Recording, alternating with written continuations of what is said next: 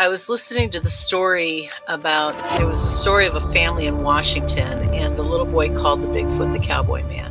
And he had, apparently it had made an effort to steal this kid. And it hit me. My children were in that playpen behind me with nothing but a mosquito net over them. It could have crept up behind me and taken both of my children, and I wouldn't have known. Father just got like a Mustang or something from Wyoming, okay? He had it out in the corral because he couldn't put it in the barn in the stalls with the other horses. It would kick and made all the other horses nervous. Had a Seminole Indian working the horse trying to break it every day. So they had it out in the corral. This skunk ape snuck up behind this horse and grabbed it on its hind quarters. This particular horse kicks out, jumps over the corral, runs into the pasture, to get away. At this point, the rancher's out there just blasted away with the 30-30. Skunk ape runs into the swamp. I went up there one day after that, or 2 days after that. I went up there and sat in the silence up there, and I'm telling you, man, it was free. It was crazy. There was a crazy vibe up there still. I did what I could to kind of get things under control, but I told her, I said, you need to get off this property.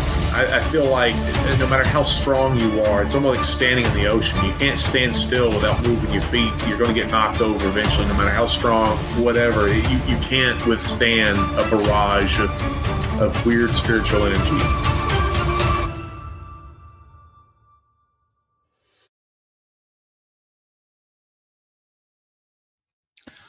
What's up, everybody? What were you doing? Not a thing. Not a thing. In the world of live broadcasting, as soon as everything went dark, my browser wasn't playing anything. So I was kind of going off of, how everything is set up. I was just watching you, and I'm like, well, when he shows up, I'll show up. And you showed up quicker than I thought you would. It's just Wayne and Tiffany, the picture of professionalism, as always. And I tell you all the time, I am the most unprofessional sidekick.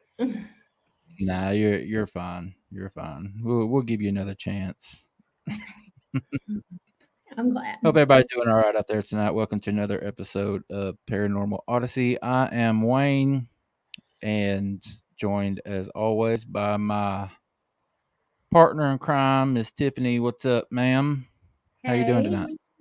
Hanging in there. Good deal. Good deal. All right, let's just go ahead and jump into. I'm excited about our guest tonight, so we're gonna go through this stuff pretty quick and get to him. You guys have not done so already, please hit that subscribe button. We would certainly appreciate it. Adding new subs every day, definitely heading in the right direction, but we are not there yet. So please tell your family, friends, everyone about the show and have them join us. We would love to have them. And if you've had an encounter and would like to be on with the also professional Wayne and myself, reach out to him, Wayne at paranormalworldproductions.com, or myself, Tiffany at Paranormal World Productions. And just to let you guys know, we only have 2 more dates to fill for October, and that's it. So if you want to get in on the spooky season, reach out to one of us. I want to ask everybody, head over to paranormalworldproductions.com, check out our website, show some support to all the other shows, Sasquatch Odyssey, this one, Paranormal Odyssey, Basement Hangout, Kentucky X-Files, and our brand new show that we are launching here in a couple of weeks, That Bigfoot Podcast. Speaking of Sasquatch Odyssey, hopefully our boy Brian has not been killed by a Sasquatch just yet. Hanging out with Mr. Todd Standing up in Radium. I don't even know what Radium is. He just keeps saying Radium. I don't know if that's a town or what, but somewhere in Canada. Yeah. So, guys, head over to paranormalworldproductions.com and show us some support. We'd appreciate it. And please, when you ask us questions, which we love, again, I say it every week, we love your questions because it gets that engagement going and really builds the discussion in the chat. Just put it in all capital letters so we can see it. I want to remind everybody about Manimal Research on Facebook. It's my research organization that I founded back in 2019. And coincidentally, one of the very first people that I reached out to when I founded my organization is our guest tonight, Mr. Daniel Benoit, the founder of the ECBRO. He's one of the first people I talked to, and he gave me a lot of advice and everything on getting it going. So I'm excited to have him back for, I think, the third or the fourth time. But yeah, ask everybody, head over to Manimal Research on Facebook and join the group if you would like. We would appreciate it. And again, if you would head over to reaperapparelco.com, any purchase made using the promo code Paranormal Odyssey, you will receive 10% off of your purchase. And we still have that going on and will for as long as I know. Reaper Dan, super cool, still working to get him on the show, but go over there and show his support and save you some money. All right. Tiffany, before we get to Mr. Daniel, who is backstage and ready to go, we want to remind everyone real quickly, just one more time, about our membership program that we're offering. It's just the one tier here on YouTube. It's $1.99 a month. You get extra content, extra little shorts that we do, extra live streams. We're working on putting together a prize pack for a drawing that we're going to be holding for the first 50 people to become a member. You know, we've got about 10 now. So for the first 50 people that become a member, you will be entered into a drawing. And we're putting the prize together. I know there's going to be some. There's going to be some Paranormal Odyssey merch. Miss Naoma Finn has donated an autographed copy of one of her books. And I'm sure we can throw you in some Sasquatch Odyssey merch as well. But yeah, we're going to do a giveaway to one of the first 50 members that join. Again, all you got to do is go to our page. I think you've got to do it from the browser, from a computer, and click the join button. It's just $1.99 a month, and it'll go a long way to helping Tiffany and I out. We would appreciate it. Very much so. All right. You got anything else before we get to Daniel? Yes, I do. And I've thought about it all day, and it's so exciting because I'm a big, calendar date person. You can ask my husband. It's like this, it's this thing. But I have been your co-host for 7 weeks. 7 weeks. Wow. 7 weeks. I must have that 2 months. Yep, August 15th. Oh wow, very cool. I did not realize. Very cool. Yep.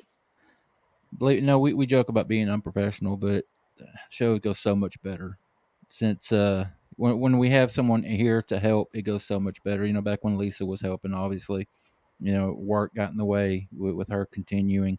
But since you come on, man, it goes so much smoother. So I've loved having you, and I don't want you to go anywhere. Well, thanks. I love being here. So. All right. Troy in our audience here says that it keeps freezing. Guys, let us know if y'all are having an issue with any of the stuff. And I want to say hello to some other people we got. Enjoy the journey. How are you doing? Carson, what's up, buddy? David Lester. Dr. John Baranchuk. What's up, buddy? I already mentioned Troy D. Hensley. Thanks for hanging out with us, buddy. Cindy Hughes. Thank you guys so much for taking the time to come and hang out with us on this Tuesday. We appreciate it. All right. You ready to get to him? Yes. Bring him out. All right. As I said, guys, we got Mr. Daniel Benoit backstage. Daniel is the founder of the ECBRO. We're going to get him to come on and tell you a little bit about everything that he does. We're just happy to have him. So, everybody, welcome Daniel Benoit. How you doing, buddy? Hey, guys. How's everyone doing? I'm glad to be here. It's good to have you. Awesome. Absolutely. Oh, and for the record, you mentioned one of the viewers said it was freezing up. I have not seen no issues on my end, just to let you know. So Okay. It might be something. I think he put a comment said it was his connection, not ours. So. Okay. So, yeah. All right. Well, Daniel, for those, if there's anybody out there that's watching right now that's not familiar with you or the ECBRO, tell everybody a little about yourself and about the organization, how you come about founding it. Well, it's been roughly around 13 years now that I've been involved with the whole, Bigfoot cryptid phenomenon. And, as I tell a lot of people, the biggest thing that got me into this, and again, it's not the primary thing, but it was a big influence on me, is the Roger Patterson and Bob Gimlin footage. And, I know it's probably been a big influence on a majority of the people that are now involved. Of course, the whole Bigfoot thing dates back some years before that. However, from my observation and from what I gathered over the years is that, Bob Gimlin and Roger Patterson, they made something happen here. They opened up a new world to a lot of people. And, after observing and viewing that footage and later on seeing other stuff in it, it still fascinates me till this day because everybody's still trying to debunk it. Everybody's still trying to find fault with it, and again, what's credible to me is that they can't find nothing, there's been some ugly rumors and speculation and again, just mainly rumors, nothing to really to back it up, but there's been some negative side, some negative output on that, but everything that I look at, because the experts that when I say experts, let me clarify that. Like people like Dr. Jeff Meldrum, these are people that study the foot tracks. A lot of these people, even scientists that are involved in watching the gait and the movement of that footage, everything points towards a real flesh and blood creature. And again, over the years, it's been very encouraging. And again, that was a big part of what sparked this interest of the whole Bigfoot world that got me involved, wanting to find evidence for myself and understand what's going on out there, what is out there. And, I will tell you this, I have found my evidence. I've had my own experiences. It didn't happen, in the first round. Let me interrupt you here real quick, Daniel. Yeah. Troy's asking, does Daniel deal solely with Bigfoot encounters? No. I'm trying to think of how to respond to that as far as solely with Bigfoot encounters. But as far as what? I'm sorry? As far as your research, is Bigfoot the only thing that you look into? Oh, okay. I'm sorry. Yeah, I had a brain fart there. Thank you for clarifying that.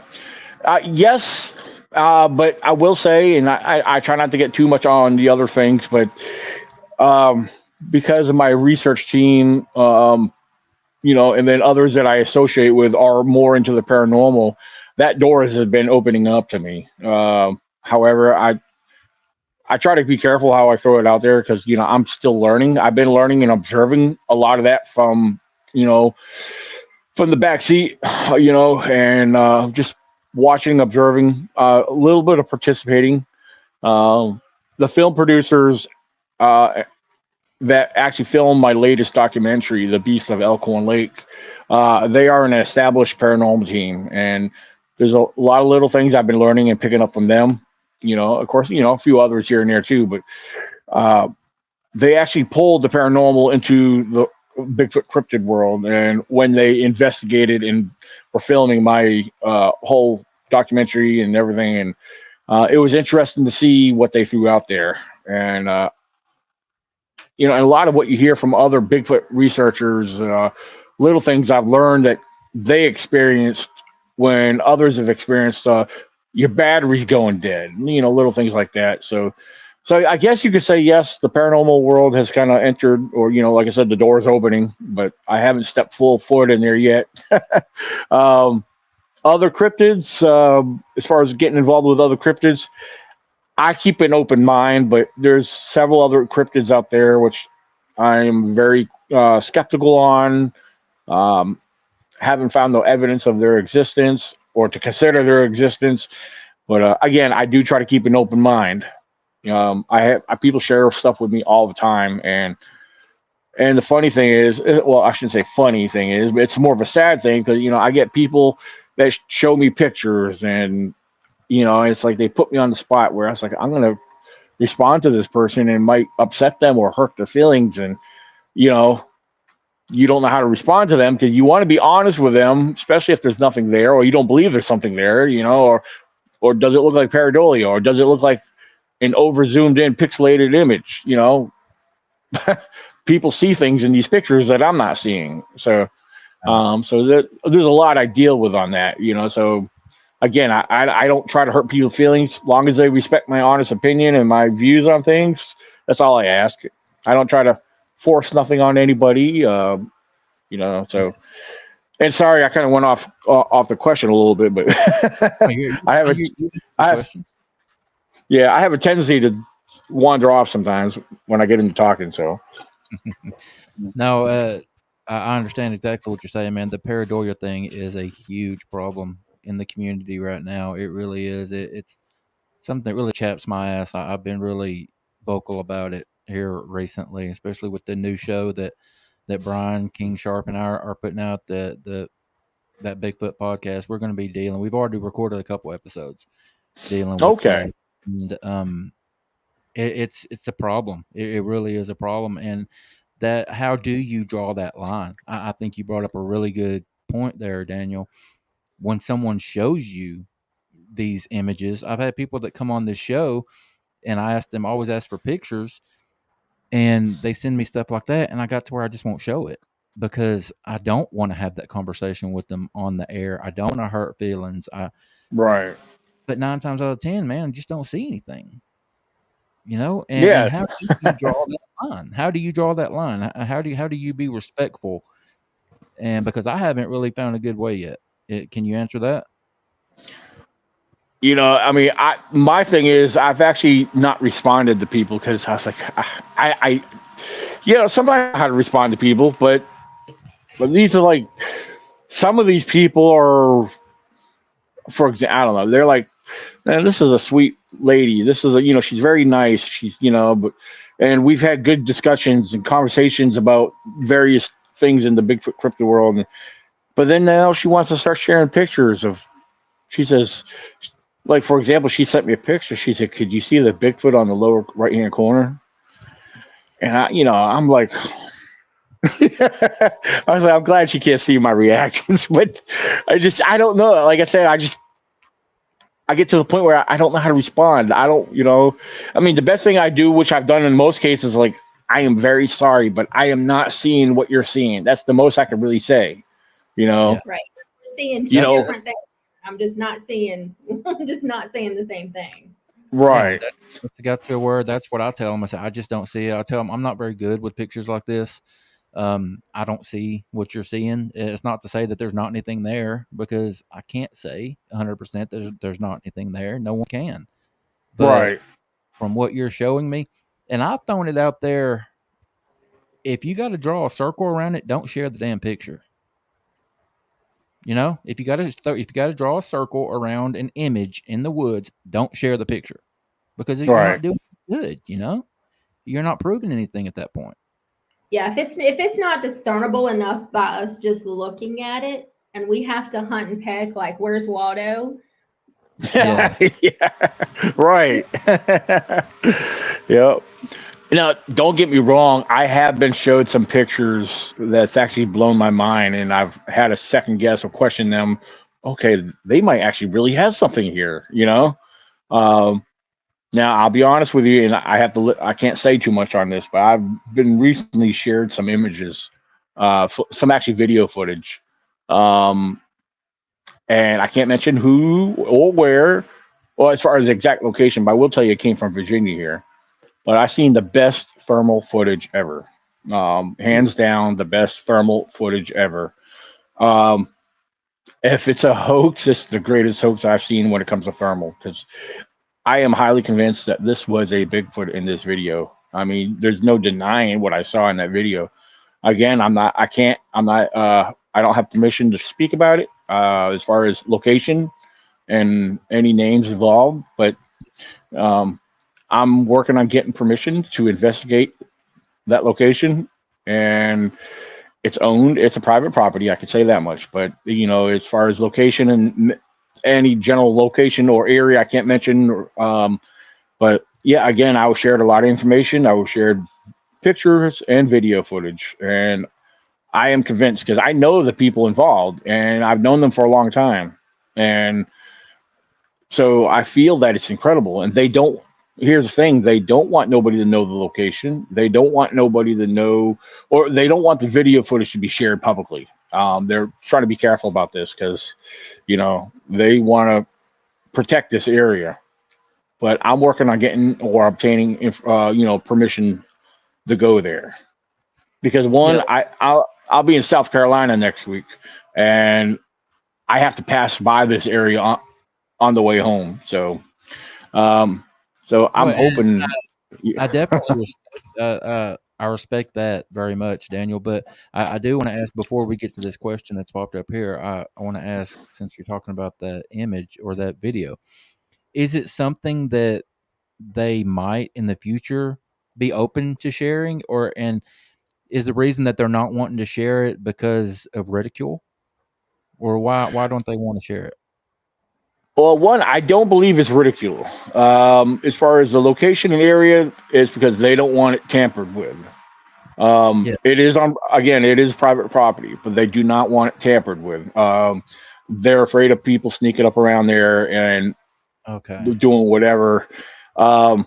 So yeah, if they but I think if they're afraid that it'll get back to you'll be able to find the location.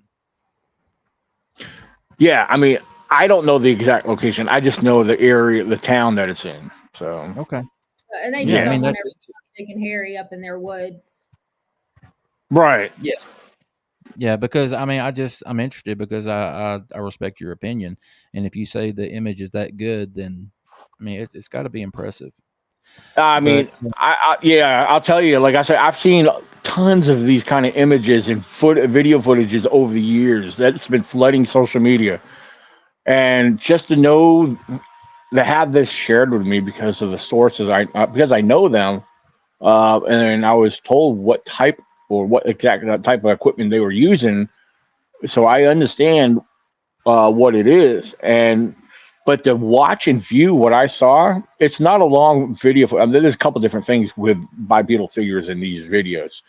But there's no denying what you're seeing walking through the woods, off the edge of the property before it disappears behind the building. So, but yeah, I might have said too much. No, that's not really saying too much, but I'm just trying to be careful how I say what I say.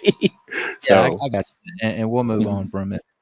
Troy's got another question for you. He says, what will it take, in your opinion, for the world as a whole to accept that Sasquatch is real? Well, some people say, well, it's going to take a body, which, a body out in the public, then again, that's not going to be enough. In my honest opinion, a body, it would take a body to prove a lot of things. So we could compare these alleged samples to, but my thing is, and a lot of people don't believe this, but again, a lot of people don't entertain the thought that the government knows something, and the authorities. If the authorities say that it exists, then a majority of the public's going to believe that they exist. Just like the mountain lions. When our local authorities say they don't exist here, then a majority of the public believes that they don't exist. And if you say you saw one, you're made a fool, you're laughed at, mocked at, ridiculed, all the above. So, unfortunately, I mean, just like, hey, now look, everyone's accepting UFOs because the government, the military admitted to it, But so, in my opinion, if the authorities admit and put it out publicly, then it might be considered real, to exist to the non-believer and skeptics, But, I find it funny that the simplest things that people neglect, and, like, example, I mentioned a little while ago, the mountain lion. I know that for a fact that they exist here in Virginia. Not only was I a witness of seeing one back in 2015, I know several others that have witnessed and observed them here in Virginia. Same thing with Bigfoot. Yes, I've seen him. Yes, I know several others have seen him. I know a police officer who had a sighting while he was on his night patrol. Of course, he's like east of the mountain, east on the other side of the mountain, on the east side of the mountain, and I for police officers to share that information, I find that very credible.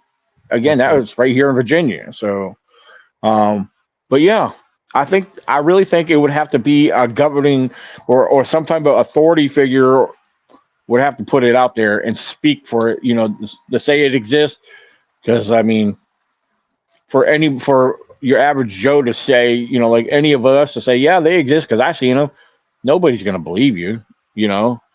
I mean, some people might take your word for it, but the overall public, yeah, it's a joke to them. Yeah. That's the way I look at it. No, I mean, it makes. I mean, I'm in the camp where, unfortunately, I believe it's going to take a body. I mean, to be definitive for 100%, everyone accepts it, and I hate that. I do. I hate that it's going to take one. I'm hoping like hell that a body, if it takes a body, that it's someone finds one that's already deceased, that maybe died of natural causes or something. I don't want anyone to kill one, Right. But you got to ask that question: if killing one can protect the thousands of others, is it a bad thing?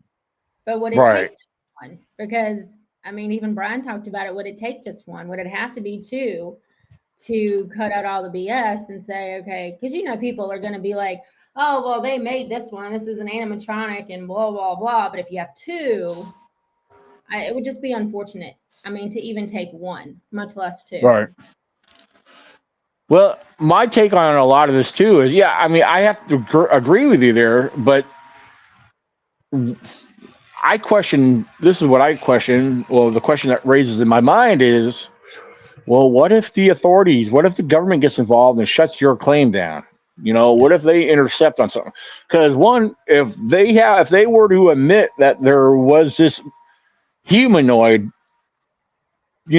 bipedal creature living among us in a forest, then what's going to happen when if this becomes a public thing?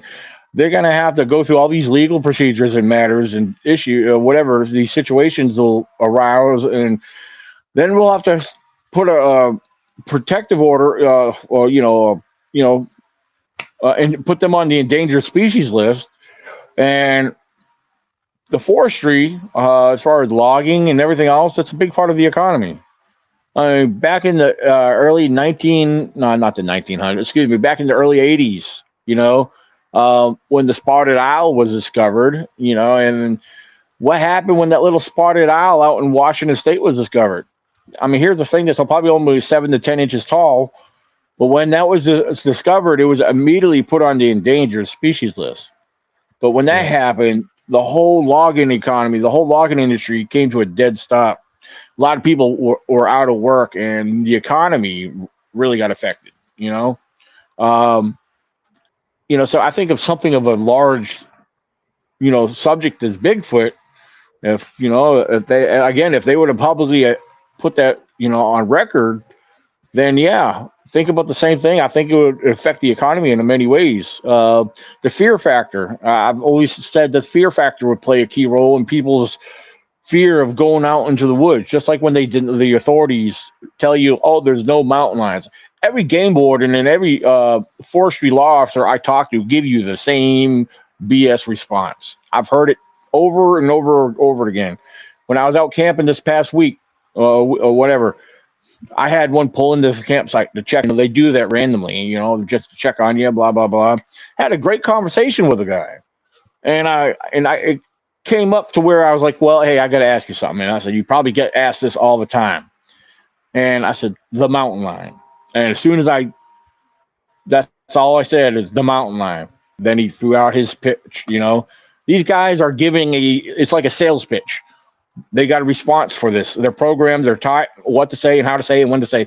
And that's all they do, because it's the same response every time. They're going to tell you that they don't exist. And then if you say, well, you saw one, no, they're going to come up with some other BS. They're trained to jump on that too. You know, Yeah. I've learned this on my own for just over the years I've been spending out in the national forest here in Virginia. Um, but the funny thing is, the eyewitnesses outweigh all the BS. I mean, I've put blogs out. I've had responses in my county and the surrounding counties of eyewitnesses. They all responded to my blog. You know, I've had people tell me privately. You know, I had good close friends and coworkers tell me what they seen out on their farms. I mean, come on, you can't tell me all these people are lying or, you know, Right. misidentifying something, you know. So, Yeah. Yeah. but yeah, That's all. again, the authorities are trained to say what they want to say, and they want us to know. They want us to be limited on our knowledge. It's a given. I mean, it's obvious. So, but Bigfoot, Yeah. mountain lions, they're all here. So I agree. I concur because I live Yeah. in the same state you do. So yeah, All right. yeah. Daniel, I think we got a little sidetracked with one of my original questions at the Oh, I'm beginning. sorry. Oh, no, it's not your fault at all. I took the conversation in a different direction, but I wanted you to talk a little bit about the ECBRO and like how long it's been, like what all you guys do and how you came about founding it and all that stuff for the folks that may be interested in it. Yeah. Well, of course, you know, I started off as a solo individual. I was just me. That when I, you know, like I said, after I got involved with the whole Bigfoot subject, uh, you know, I started.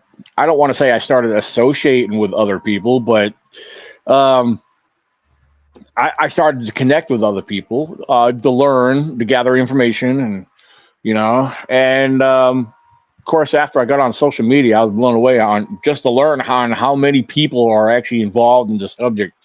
Of course, 13 years ago up till now, I tell you, it was a big difference from what I've learned and gathered, um, just on social media alone. People seemed a little bit more. Um, I'm trying to be careful how I say this. People were less taboo on the subject than they are today. And maybe I should try to explain that. Their theories weren't so far fetched versus what they are today. I'll put it that way. Um, when I say far fetched, things that are put out there, thrown out there from the imagination. The imagination really changes on. It makes a big difference on how an individual perceives what reality is. Um, that's just the way I look at it, because a lot of these theories are based off of imagination and thoughts of theories. Because when people can't explain you know, what they see or experience, so they have to turn to the most bizarre realm of what we call the woo, or altogether, to me, it's just all under the unknown. It's all part of the unknown. But like I said, that's how it was. Like I said, over the years, I've seen a big difference. But enough of that. I mean, as far as, you know, my involvement in the research, yeah, I was spending a lot of time out in the field with my senses very heightened, and you know, I was alert. I was paying attention to a lot of things. You know, and then here I am. I had a hunger for knowledge on various things. The way I started looking at Bigfoot, or considering what Bigfoot might be, I had to start doing some research out of the field. I had to start doing some studies on various topics, wildlife, both of what we have here in North America and what's out in the jungle. Because that's another topic I could get into. I don't want to get too far, of course, but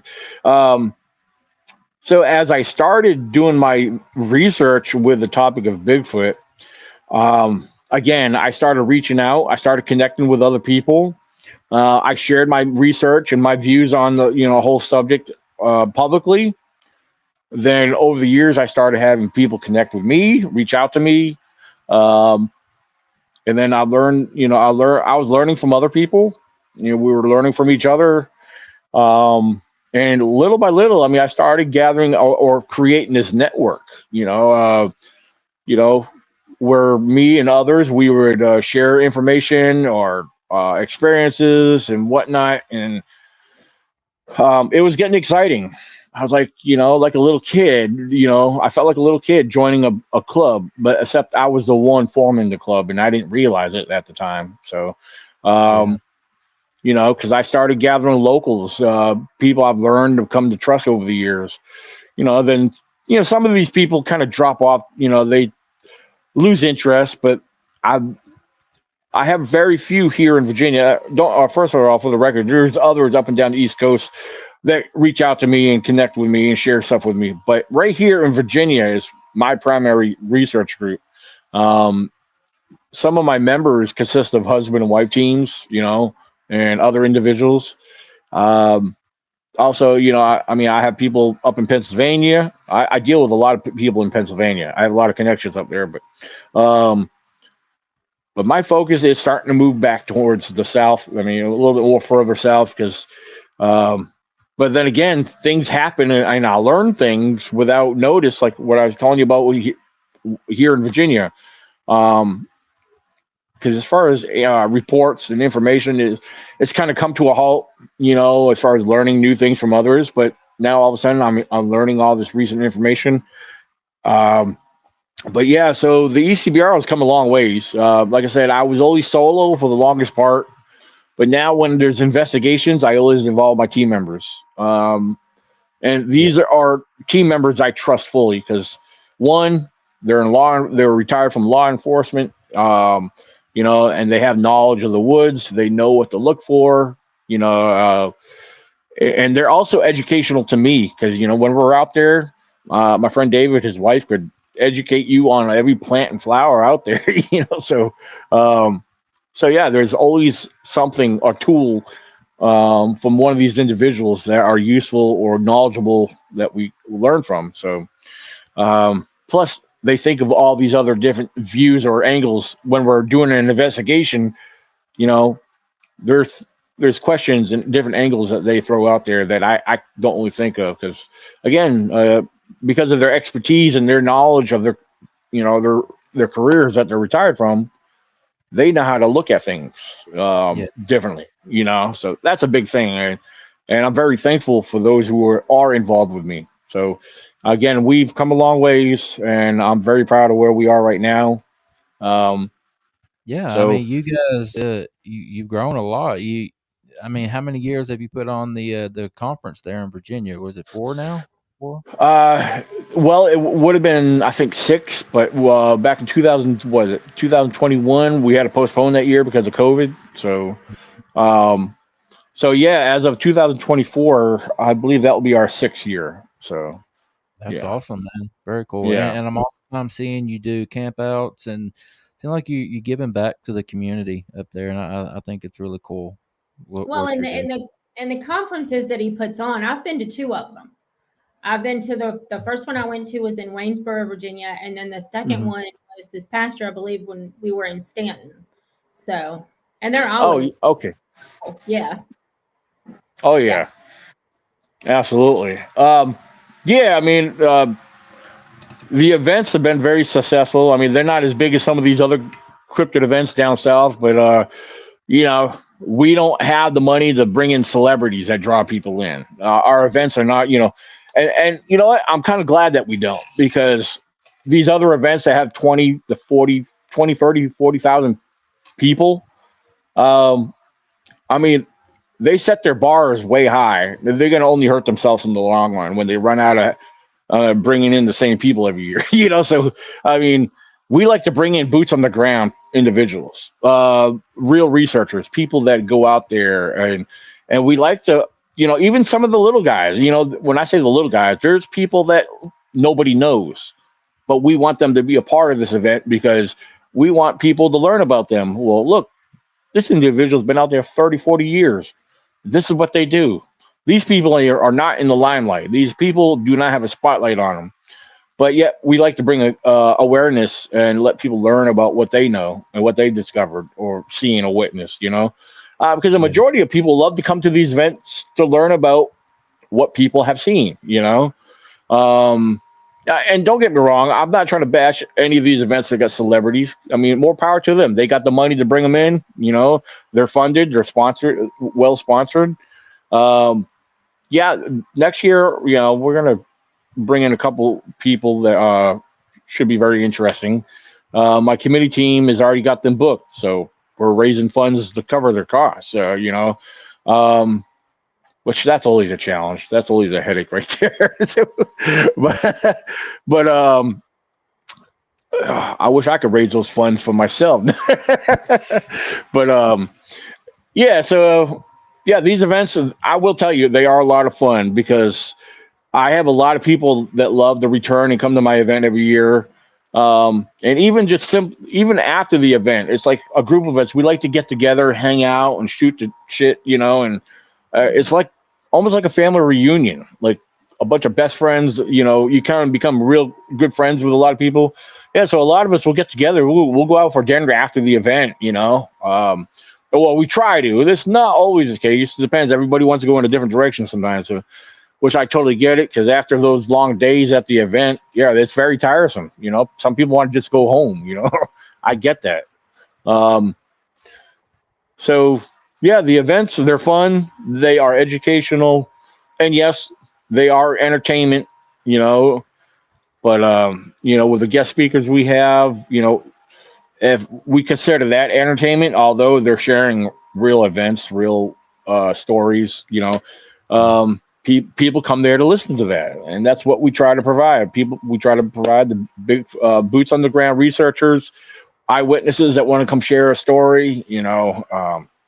But yeah, and then of course, that's respectable. I think, Daniel, because I was a part of the Smoky Mountain Conference this year, and some of the names they had were huge, and I was with one of the guys that was one of the names, and I've asked myself that same question. There's only so many big names in this community. You're eventually going to run out.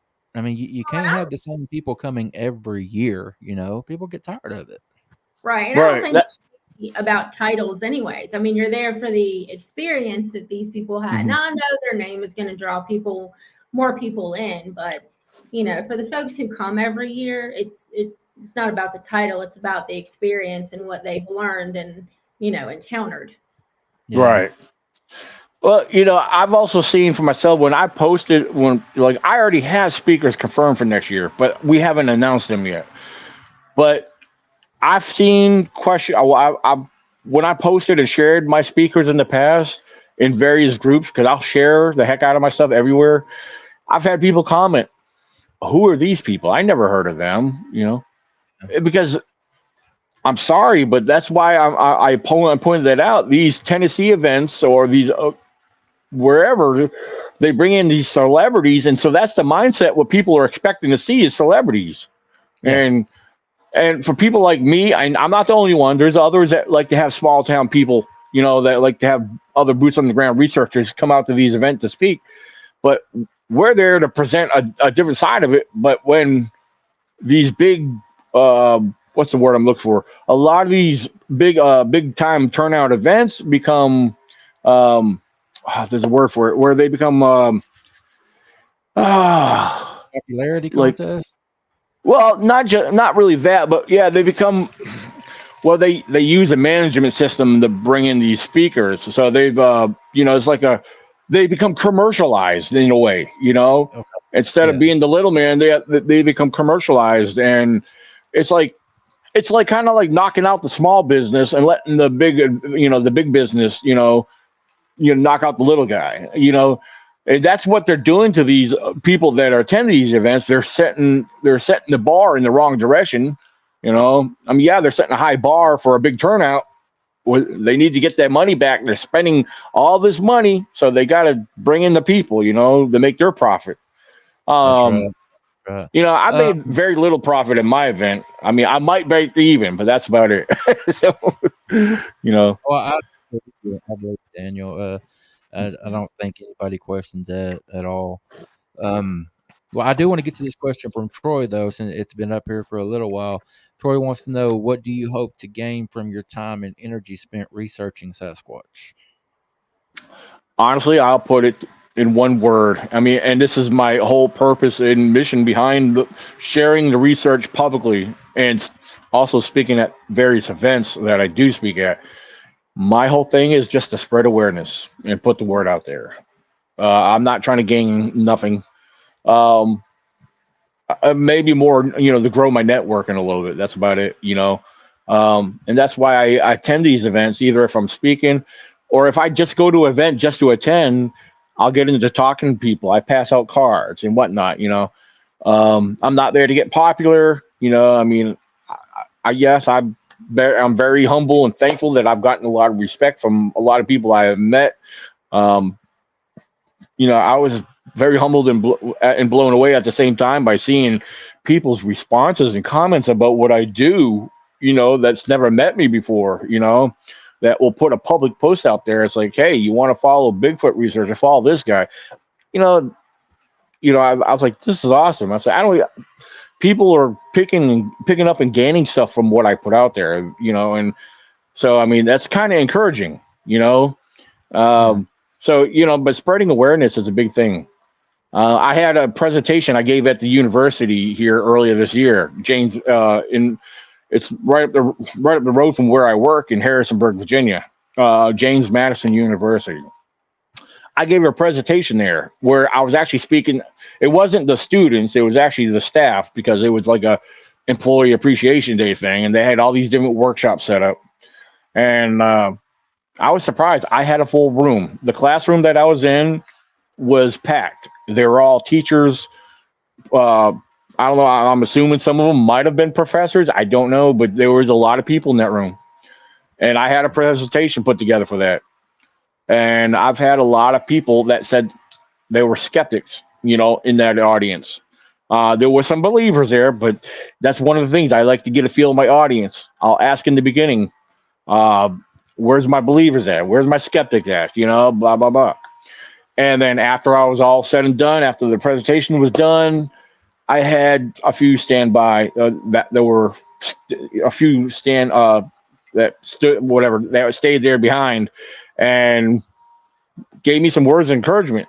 Like, hey, I'm a big skeptic in this, but they actually literally thanked me because they said with what I presented and how I presented it, actually really opened up their mind to really consider more, lean towards, okay, they might just be real, And that's another thing. In the beginning of my presentations, the way I carry myself, I'll tell you this straight up. I'm not here to convince nobody. I'm not trying to convince nobody.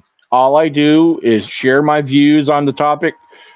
I want people to consider how I'm presenting and what I'm presenting. You don't have to agree with me. I don't expect people to agree with me, but just consider what I'm saying. Let's look at this here. Let's focus on this here. Just listen to it, consider it. You don't have to believe it, but that's all I do. That's all I do. And then during my presentation, I'll share my experiences or whatnot. But yeah, I keep it simple. I don't try to get fancy with it. So that's me. Okay. So, now, since you mentioned it, Daniel, there might be some people here watching you that's seeing you for the first time here, or that might watch it later. For people like that that aren't that familiar with you and your experiences, can you share we've got about 10 minutes left. If you've got an encounter experience that you can share before we get out of here. No, they're going to have to pay me to hear it. I'm just joking. My PayPal. I got PayPal. I got Venmo. No, yeah, I'll run through that. I mean, my primary account, there's actually a couple different situations that I'll bring up. Let me start back with my first primary one. I call it primary because it's the one I share and talk about all the time, which actually took place back in 2014. Now, I was not alone. There was actually 6 of us who actually experienced this. This was during one of my group campouts. Now, I've shared this story numerous times, so I'm going to try to share mainly the key points to this and there's a lot of other details that are very boring that lead up to it and whatnot, but I'll try to get, like I said, I'll skip through this and point out a couple things too along the way. So my situation, my encounter in 2014 took place during the group campout. It was May 3rd of 2014. And the group of us, we were down around the lake, and we were there for some hours in the evening one time. It was, again, May 3rd. And after spending some time there, after it got dark, we decided, come on, let's regroup and head back to camp. Now, from where we were at the lake, we had almost about a mile hike back to camp. So we regrouped and we started on foot back to the camp. And we're walking out from the lake out to the main forest road. And we're single file line. And of course, we've noticed, well, I was in front of everybody. The first thing I noticed, and the others noticed, I said, hey, guys, look, there's a deer right there. So, yeah, it was a deer. Very interesting, very oddly. Didn't seem startled by us whatsoever. It was probably about maybe 10 feet away, walking right towards us before it turned off and went further into the darkness and disappeared.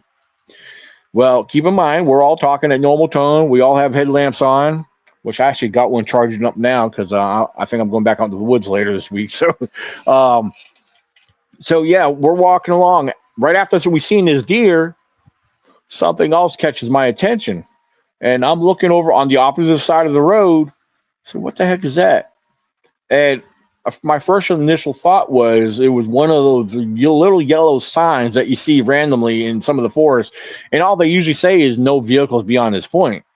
So I'm thinking that's what's catching my reflection. And because I'm not, like I said, it was bright and yellow and I couldn't focus on it right away. But then I'm staring at it and all of a sudden it became in focus because it blinked. And there it was a set of eye shine. And I had no idea what it was. My first initial thought was, after I called my buddy Tracy up there, I said, Tracy, so what is that? And of course I asked him, I said, is that a flipping mountain lion? Because that was my response at the time. It was the first thing that came up in my head. And then all of a sudden we're looking at it, and all of a sudden it disappears. It zips off to its right, whatever, and shoots into the woods. Tracy calls the rest of the group up. Say, come on, guys, we got some eye shine up here, so we get up to that spot and we're looking back in the woods. Keep in mind, this was after midnight. It was very dark and the visibility, even with our bright headlamps on it, the visibility was not that good. You could only see so far into the woods. But as we're looking down, we see the same eye shine again. Now, I always make sure I have to tell everybody where we were on the high ground. From the edge of the forest road into the forest, it sloped down several feet till it leveled back out. So we're looking down at this, and you can still tell that whatever it is short or small. And what we're seeing are these very large, bright yellow eyes, and whatever it is swaying side to side. It has this very swift swaying motion side to side. And okay, this is interesting. Yeah, I have no idea what we're looking at. Nobody else is saying anything. And I don't know, it just didn't make no sense. Well, shortly after observing that, 4 or 5 feet over to the right, we see another set of eye shine. This set of eye shine, same color, very bright, but it was a couple feet taller than this other subject. We did estimate that small one to be around 4 feet tall. Now we got one that's 6 feet tall. Now this one here is not moving whatsoever. It just seemed like it came into view, just observing the eye shine. We're seeing two large yellowish looking eyes. That's the color we're seeing because I believe it was because it was whatever reflecting off our headlamps. And you could see that on occasion it would blink its eyes. The small one's still swaying side to side pretty swiftly. And now we got two subjects we're looking at. The taller one just standing there. And I have to be clear because this is another thing I tell people is that we did not see no shapes. All we were seeing were eye shine at this time. And so how could we see the small one swaying side to side? Well, that's the eyes. We're following the eyes. They're swiftly going back and forth. So I have to clarify that because some people ask that question, and I have to, that's what we're seeing. We're seeing everything based off the eye shine. And keep in mind, we do not know what we're seeing at this moment. It's interesting. It's kind of getting exciting, but Bigfoot, Sasquatch wasn't even running in my mind. I didn't even think about that. I was just trying to register what we're seeing because I'm very familiar and well acquainted with all the wildlife that's in this general area. and it just wasn't matching up to anything. I said, this is some kind of wildlife. This is something here, but why am I not figuring this out? Well, during this time, I'm start scanning the area, and you can see there's a couple trees with some thick brush or bushes right there. And I'm looking down, and I'm literally looking down at the ground through these bushes, and I'm seeing another set of eye shine that starts off like literally what appeared to be on the ground. And I was like, guys, there's another set of eye shine right there. But I locked my eyes on it. I'm watching it. Something told me to watch it. And I'm watching it, and all of a sudden, this third set of eye shine starts getting up, and it starts growing. It was like it's getting taller and taller and taller. And all of a sudden, it comes over top of the. You could still make out the bushes there, but this set of eye shine was over top of the bushes, and the height of it was easily another 2 feet over top of the 6 foot eye shine we saw. So now we got 3 subjects at 3 different height levels: 4 foot, 6 foot, and now we're seeing a third set of eye shine that's 8 feet tall. And again, we're not seeing no physical features. We're not seeing no details whatsoever. And we're seeing they all display the same color eye shine. And then it did get interesting because not long after, it was my buddy Tracy that mentioned, guys, we got squatches. At the time, after hearing him say that, yeah, I wanted to believe that. I really did, because just judging off the sizes alone was not going to do it for me. I needed to see something to confirm for me, because we weren't seeing no physical features and nothing. We're not seeing no hair for. But that tallest one actually made a maneuver that changed my whole view on this. It actually turned to its left and it appeared to have taken a step or two and turned back and looked right back at us, blinking his eyes. When it made that maneuver, I believe it was the right angle of the light that caught it just right, because you could clearly see big, wide, broad shoulders, very broad shoulders, and a big round head just sitting on top of those shoulders. And immediately when I seen that, I was like, whoa, okay, these are definitely no bears, you know? I was convinced that they had been squatches, because there was no other animal species in those woods that has wide, broad shoulders. I don't care if you had 1,000-pound black bear, or, you know, we have black bears here in Virginia, and I've seen quite a few of them, some big, some small. Bears do not have shoulders. They slope right down from their head.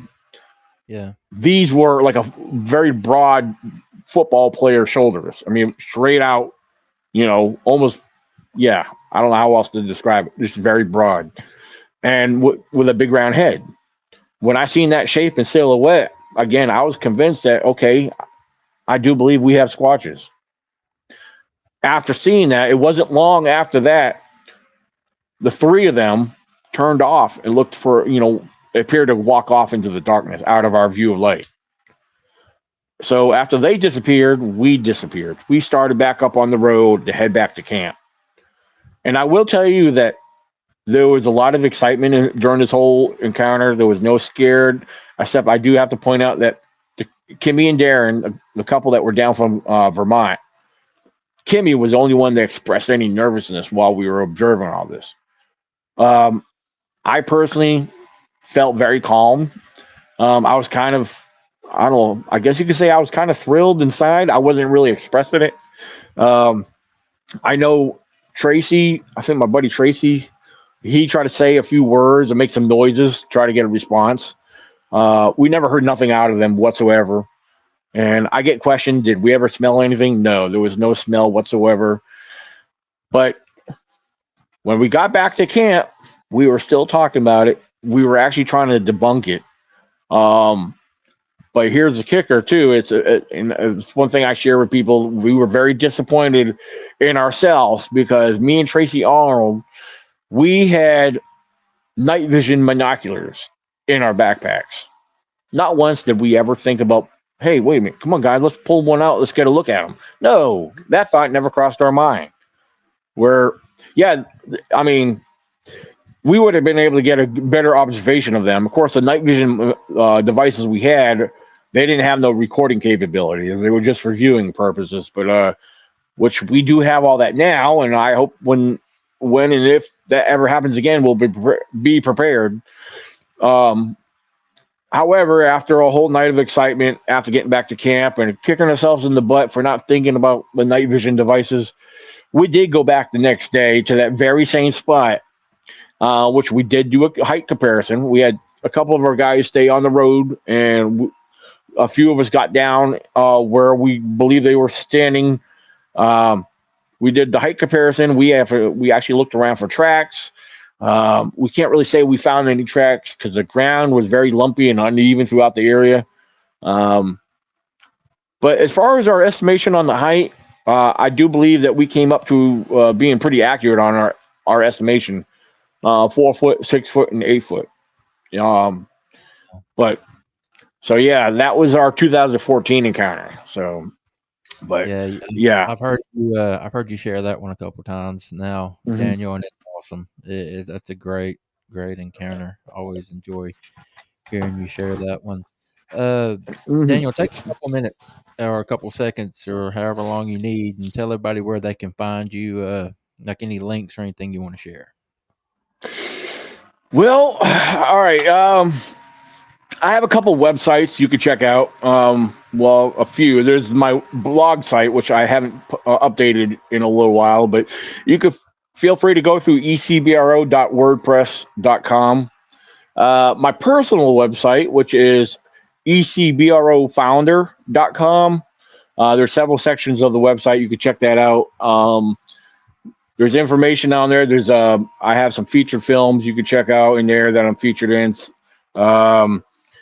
Let's see. I also do share some of the event information the event that I host every year. Sometimes I try to post that information in there as well.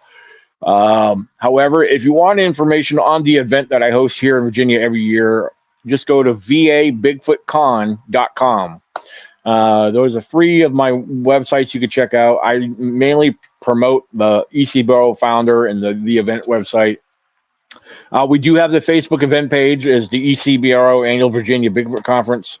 And then, of course, I'm not hard to find. I'm all over social media, primarily Facebook, Instagram. Yes, I'm on Twitter, which is whatever called X now, but so whatever Elon's reason behind that is. So, but yeah, so I'm not hard to find. Just look up Daniel J. Benoit at ECBRO 98, or do a Google search. I'll be found somewhere. So, but yeah.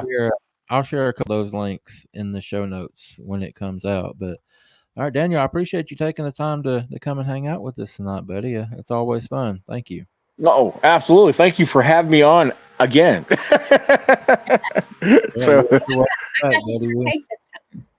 Yeah.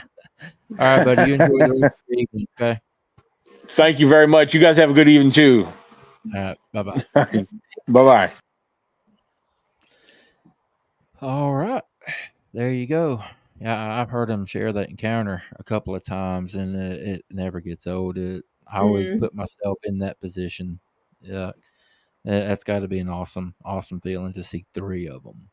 Well, yeah, because it's like the toddler, and then like it could be another Mama Bigfoot, Daddy Bigfoot, mama and a daddy. Yeah, yeah, that's very cool. I'm glad he came on. Yeah, and you've been to a couple of his events, you said, right? Yeah, I love them. I love going. The camaraderie when you go to these events, you don't ever want to leave. Like, I've not ever been to Disney World, but I could just imagine like the camaraderie within these cons that you go to. You don't even want to leave. Yeah, they're fun. The few I've been to, you're there for 10 hours. It seems like the ones you've worked, so you're ready to leave. Right. That's going as a spectator. I've been as a spectator too, and I know what you're talking about. They are fun. They really are fun. Yeah, lots of fun. All right. Thursday show just going to be me and you, Tiffany and Wayne Unleashed. We will be sharing some videos. Why do I have you so much bigger than me? I don't know, but I'm really not a big screen kind of girl, so you can just minimize me. This Thursday, 2:00, just going to be me and you. We didn't put a guest on because we've been toying with the idea of doing one of these shows where we just come on and share some videos and talk about them and talk to the people in the chat and just hang out for an hour. I think it'll be super fun. I think so too. If it works out, we'll start planning more of those.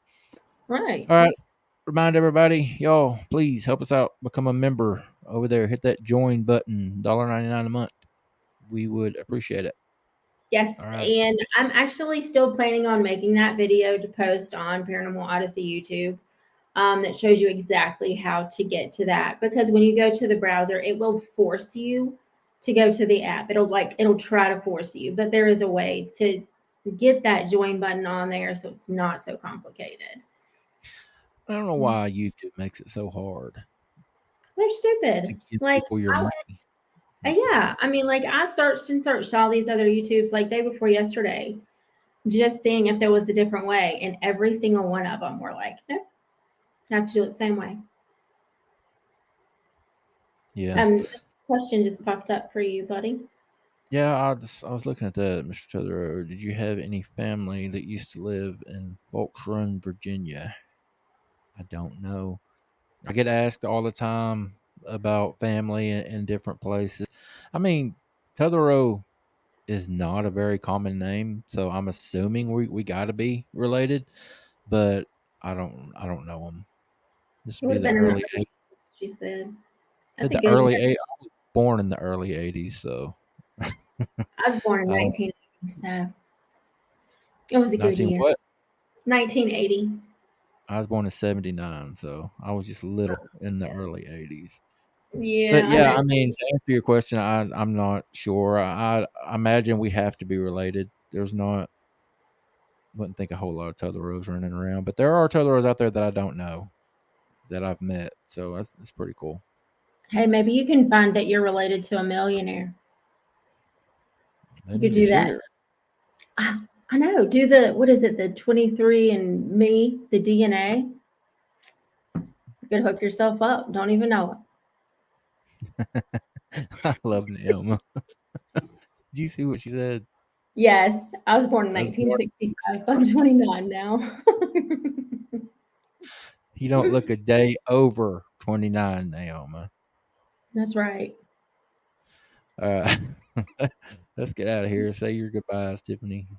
Bye. You guys stay sweet and stay spooky. We'll see you next time. Now take care of yourselves. Take care of each other. And we'll see.